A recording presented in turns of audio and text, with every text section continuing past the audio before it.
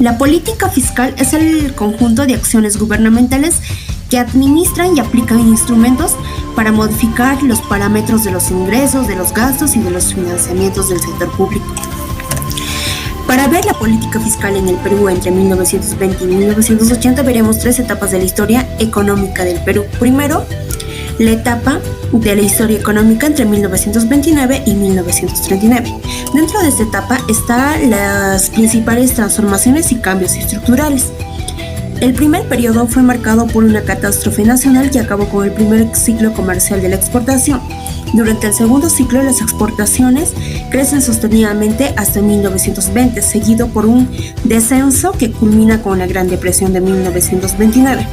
Asimismo, la tercera etapa del tercer ciclo comercial dura desde 1933 a 1935, claramente eso no está bien definido, hasta 1975, donde culmina con una ruptura del modelo exportador, con una crisis social y una crisis económica.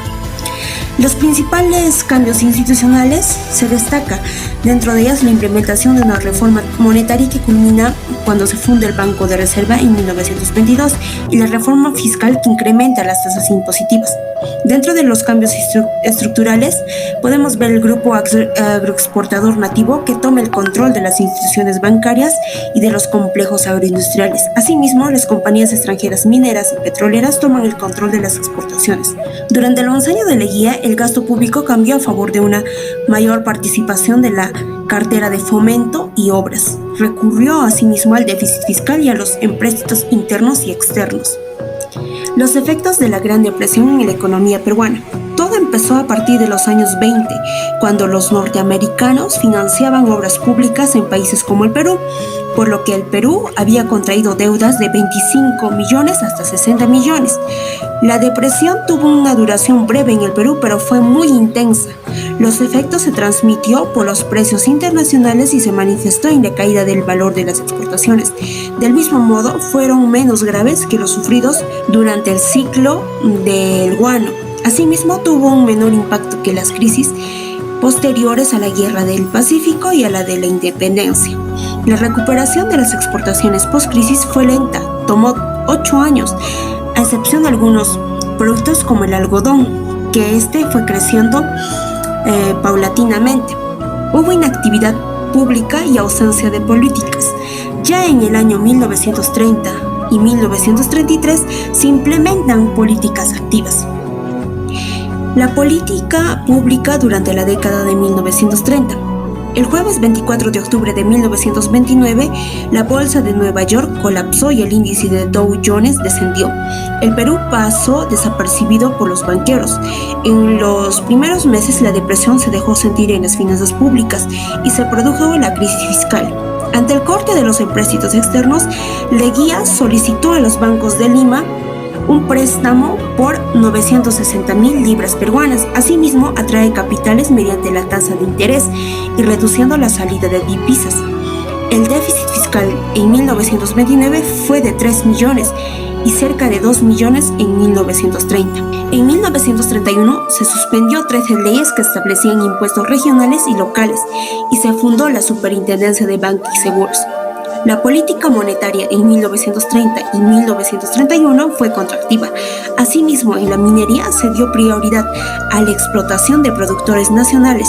Esta medida fue efectiva a lo largo de los años 30.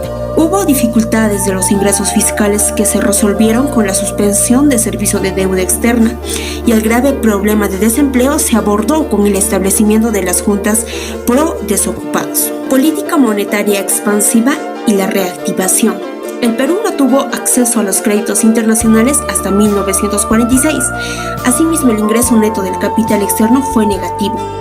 La recuperación económica post-depresión se produjo gracias a la política monetaria expansiva que implementó el Banco Central a partir de 1933, donde se inyectó recursos a través de una política de créditos selectivos mediante los descuentos y redescuentos de valores de tesoro y de documentos comerciales.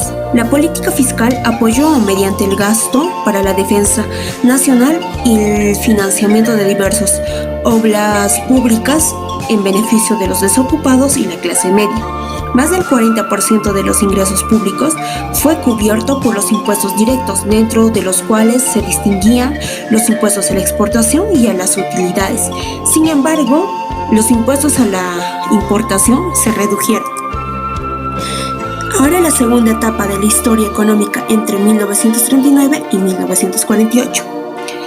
El 1 de septiembre de 1939 inicia la Segunda Guerra Mundial y con ello la importación industrial se interrumpe y los mercados para la exportación de materia prima disminuyen.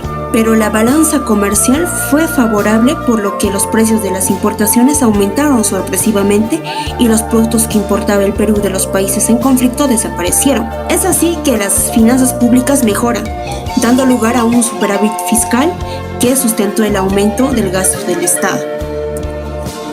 El gobierno de Manuel Prado. Durante el gobierno de Manuel Prado se produjo la Ley de Fomento Industrial en 1940. Se fundó el Banco Minero en 1941, se estableció la Corporación Peruana del Amazonas y la del Santa en 1943. Se inició la cobranza de impuestos a la exportación de petróleo, que estaba exonerado por la guía durante 20 años. Asimismo, se instaló 23 fábricas de conservas en el litoral peruano. En 1950, la producción industrial llegó a representar el 18% del PBI nacional, siendo así esta la segunda actividad económica del Perú. Ahora, el gobierno de José Luis Bustamante y Rivero.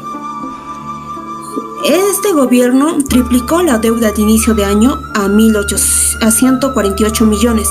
En un solo año, el gobierno había realizado adelantos superiores a los préstamos recibidos en los 5 años previos. Hacia 1948, la economía del Perú atravesaba un estado de desarticulación. Por tal razón, en junio de ese año, el último gabinete de Bustamante propuso medidas para acatarlas. La Revolución Restauradora, 1948-1956. Cuando la Junta Militar de Gobierno, presidida por Manuel Odría, asume el poder el 28 de octubre de 1948, la inflación y el déficit fiscal eran elevados, mientras que el desequilibrio cambiario era agudo. Desmontaje de los controles de la tasa de cambio y el régimen comercial, 1948. El gobierno de Odría implementa una nueva política económica para restablecer la libertad de comercio y de cambios, mediante 2 lineamientos. Primero, la eliminación de las licencias previas para los artículos de importación autorizada. Segundo, el gobierno retendría el 45% de los dólares que los exportadores entregaban al Banco Central, abonándoles el tipo de cambio oficial de 6.50 soles por dólar, mientras que el 55% restante sería entregado al exportador en certificados de moneda extranjera con una vigencia de 60 días, al tipo de cambio de comercio libre. La misión Klein, 1949-1955. Odría propuso atraer la inversión extranjera a través del medio más simple, que en su opinión era la tasa de cambio libre, pues con este instrumento el inversionista retendría el control sobre su inversión al no existir restricciones para el retiro de dólares. Klein y Sachs se convirtieron en los últimos money doctors de la posguerra, cumpliendo un rol similar en líneas generales al que había jugado Edwin Kemmerer entre las 2 guerras mundiales. Programa de estabilización Klein-Sachs, 1949. Klein recomendó al gobierno abolir la paridad oficial de 6.50 soles por dólar porque no representaba el valor del sol, debiendo notificar al Fondo Monetario Internacional el abono de la paridad oficial del sol y que se fijaría un nuevo tipo de cambio oficial cuando se hubieran corregido los desequilibrios. No hay que olvidar que entre 1948 y 1949 se habían presentado 44 propuestas al Fondo Monetario Internacional para modificar las tasas de cambio y que durante 1949 el sistema de Bretton Woods había experimentado su primera ronda de devaluaciones. Klein, medidas complementarias. Klein sugiere reorganizar el Banco Central, establecer una nueva política petrolera, comercial y financiera y eliminar los subsidios al crédito de los sectores agrarios y manufactureros, así como los impuestos para ayudar a los desempleados. Arreglo de la deuda externa, 1929-1953. Durante las décadas posteriores a la de 1930, su legado estuvo constituido por los movimientos de tipo personalista, que condujeron al país a un grado elevado de violencia e involución política, y por una deuda externa elevada. En 1943 y 1944 se reanudan las conversaciones, y en octubre de 1945, el ministro de Hacienda, Carlos Montero, viaja a Washington para negociar con el Comité de Tenedores de Bonos. Los representantes de Estados Unidos indicaron que el Perú y Costa Rica eran los países con el peor récord en materia de deuda externa y que Washington no aprobaría préstamos a un país que no cumpliera con los lineamientos en deuda, moneda extranjera y políticas comerciales. Crisis terminal 1953-1954. La Ley del Petróleo de 1952, que permitía la explotación de nuevos yacimientos, estableció un régimen tributario especial para el sector. Entre 1950 y 1952, la legislación favorable a la exportación atrajo nuevas inversiones de capitales extranjeros, principalmente en la minería, la explotación petrolera, la industria manufacturera y la producción de energía eléctrica. Recapitulación. Si bien el gobierno de Odría fue producto de la Alianza Nacional, la breve prosperidad que trajo la guerra de Corea le permitió alcanzar cierta autonomía política. Las relaciones alcanzan un nivel insostenible el 16 de febrero de 1956, con la sublevación de la guarnición de Iquitos, en especial cuando el diario La Prensa publica el Manifiesto de los Sublevados. El deterioro del panorama económico y social alcanza su cenit el 26 de junio de 1956, cuando coinciden protestas públicas y una huelga general que culmina con la protesta realizada por 100.000 manifestantes de la Federación de Empleados, que reclaman por el aumento de los pasajes urbanos. Historia económica entre 1950 y 1980. El primer gobierno de Belaúnde Terry, 1963-1968. Recaudación. Durante el primer gobierno de Belaúnde Terry se puso fin al sistema de recaudación privada de impuestos, vigente desde la República Aristocrática, y se estatizó la Caja de Depósitos y Consignaciones en 1963. En 1966 Belaúnde promulgó el Código Tributario y estableció el Registro Nacional de Contribuyente, así como introdujo el patrón de contribuyentes mediante el uso de libreta tributaria, creó el Registro Nacional de Contribuyentes y el procesamiento automático de datos. Inversión. La diferencia de los acuerdos explícitos de inversión que se habían forjado entre los actores públicos y privados durante el apogeo de la industrialización por sustitución de importaciones en otros países de América Latina bajo Belaúnde, no se logró resultados favorables con la inversión del sector privado. Gobierno militar 1968-1975. Empresas públicas. Las empresas extranjeras estatizadas, mineras y petroleras se agregaron al sector de empresas que ya eran públicas antes de 1968 y que operaban en la minería, la siderurgia y la electricidad. En ausencia de personal calificado y de un marco legal administrativo e institucional para orientar y supervisar a las empresas estatales, se produjeron frecuentes tensiones entre las metas de las empresas y los objetivos macroeconómicos del gobierno. Tributación. Durante el gobierno militar, los principales impuestos vigentes fueron el impuesto a la renta, el impuesto al patrimonio, el impuesto a las ventas, a los servicios, la producción y el consumo, los impuestos a las importaciones y los impuestos a las exportaciones. Reconstitución de la deuda externa. Inversión directa extranjera, 1960-1970. Durante la década de 1960, la cantidad de empréstitos contratados por Argentina, Brasil, México y otros países de la región latinoamericana había sido relativamente modesta. Durante esta década, muchos países latinoamericanos sufrieron procesos bastante agudos de inflación y de devaluaciones sucesivas, pero comúnmente los sistemas monetarios debían converger en un sistema de paridades fijas. La reconstitución de la deuda externa a los créditos bancarios, 1970-1980. A fines de los años 60, el sistema monetario de Bretton Woods, basado en el patrón dólar-oro, fue debilitado por los crecientes déficits norteamericanos generados por la guerra de Vietnam. En este contexto de flexibilización y volatilidad financiera internacional, se dieron las alzas extraordinarias de los precios de crudo, en especial en 1974 a 1975 y en 1979 a 1980, acordadas por la Organización de Países Exportadores de Petróleo.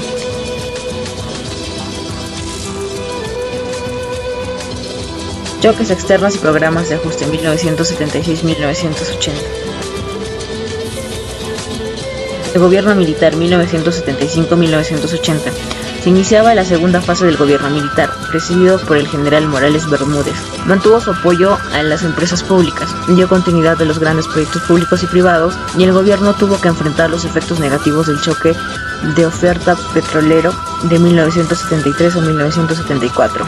En 1975, las cuentas externas del Perú presentaron un inesperado resultado negativo. El gobierno recurrió a la deuda externa.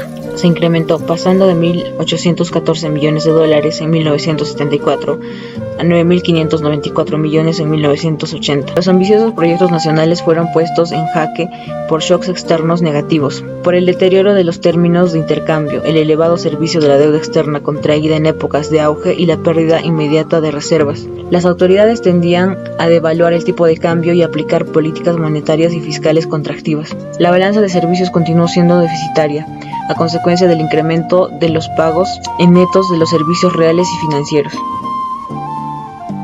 Ajustes y programas de estabilización. En septiembre de 1975, el ministro de Economía y Finanzas enfrentó la crisis externa en su forma clásica.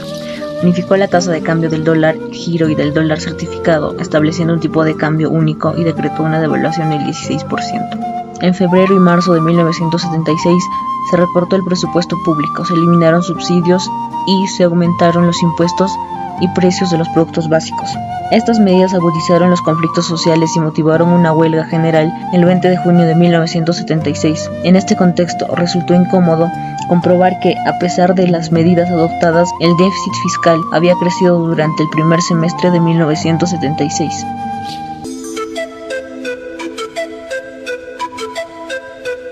Aislamiento y confrontación, julio de 1976, mayo de 1978. 1976, se adoptó el sistema de mini devaluaciones programadas. 1977, para enero de este año se implementó un nuevo programa para aumentar los precios y las tasas de interés. El 10 de junio de 1977, el nuevo ministro de Economía implementó un programa de emergencia, en el que se buscaba o se perseguía reducir los gastos del gobierno.